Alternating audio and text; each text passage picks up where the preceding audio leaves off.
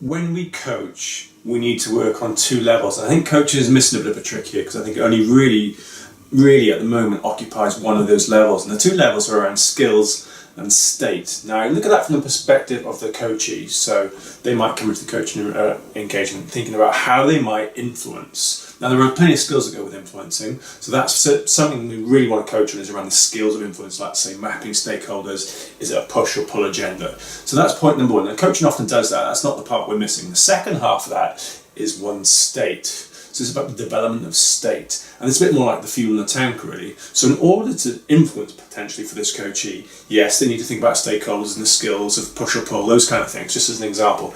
And they might need to be confident with their peers in that meeting or wherever the environment is. And that's more about the state, the fuel in the tank, if you like. Now, without that confidence, those skills could be redundant or in some way limited. So we need to work with both. So when I work with coaches and coachees, I think about what's the main agenda here. Is it skills acquisition? Is it state development? And then you work from there. Sometimes you want to work with one or the other. So you might work with skills and then state, or you might work with state and then skills. And sometimes that's, if you work that around, often the skills are in place. It's a bit more an audit of skills rather than being a big emphasis on skills. Or you might work with the whole thing. So you might work with skills and state. So that's what's going on for the coachee in terms of skills and state and the acquisition and development. Now, same is going on for the coaches. So when we coach, we need to have the skills in place. So that's things about recognising coachability. That's recognising our purpose, whether we're coaching, mentoring, how do we serve that individual. We've also got to think about the way we define our role, which is part of that, I suppose, and then also how we structure those conversations, which might be a traditional coaching model like Grow or Oscar. And then the other elements, think about that kind of 3 to 4 skills, I guess, but I'll probably pick up on the main 3, is that it's about our questioning approach and the power of open questions. It's also about the ability to listen, 2 ears, 1 mouth, give someone a good listening to, so really listen in the deep now rather than being in past and future. And then finally, it's about what do we observe, our perception, and how do we potentially share that with the coachee to good effect. So those are the kind of areas we work with, roughly about 5 or 6 areas. We've got coachability, we've got the purpose, we've got the structure, question and listening, which are the 2 big favourites, and then we've got the observation.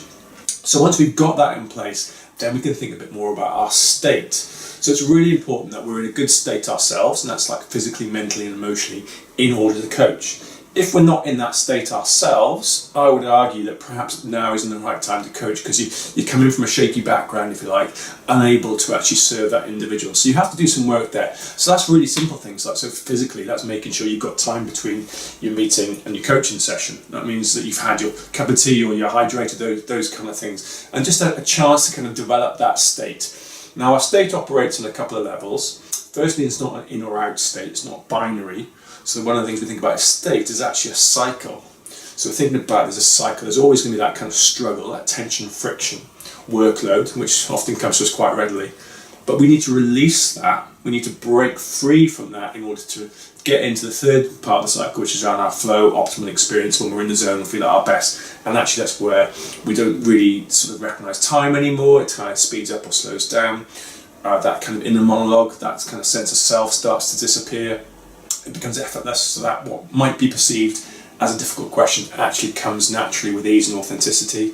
And also you feel like it's a rich environment where the conversation is of value to both you and that individual.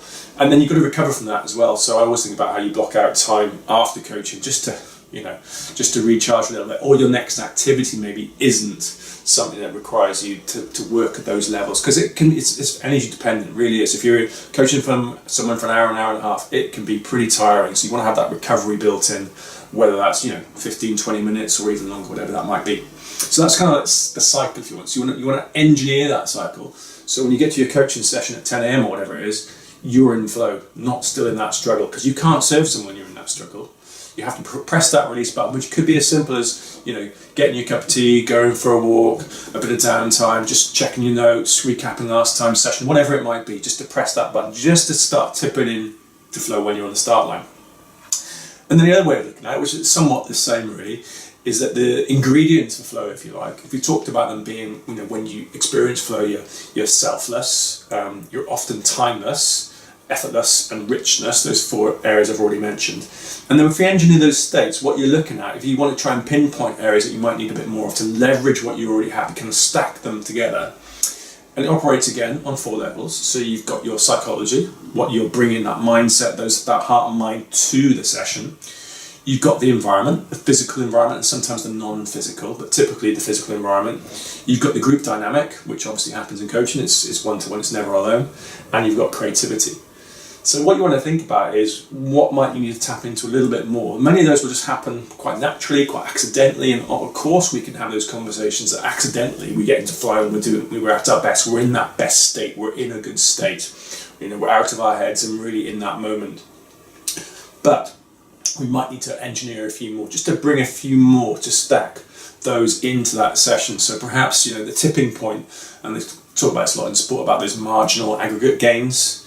You do 1, 2, 3, 4, 5, 6 things, and the 7th and 8th thing you do, actually then you start to stack them and see a 1, 2, 3, 5% difference, and that's the kind of thing you're looking at. There are actually 17 of these flow triggers which are associated to the psychology, associated to that environment. So things like risk, communication, listening, novelty, blending of egos, those kind of things. And then you can also work with the social dynamic. There's a number of them, I think there's about 9 in total, and there's also one about creativity as well.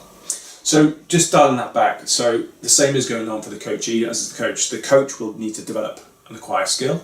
They'll need to develop their own state of being, whether it's something like confidence, already mentioned, but the same goes on for the coach. The coach has to have those great coaching skills we've talked about, and they need to be in that right state there and then in that moment, but also throughout their kind of their overall profile, really.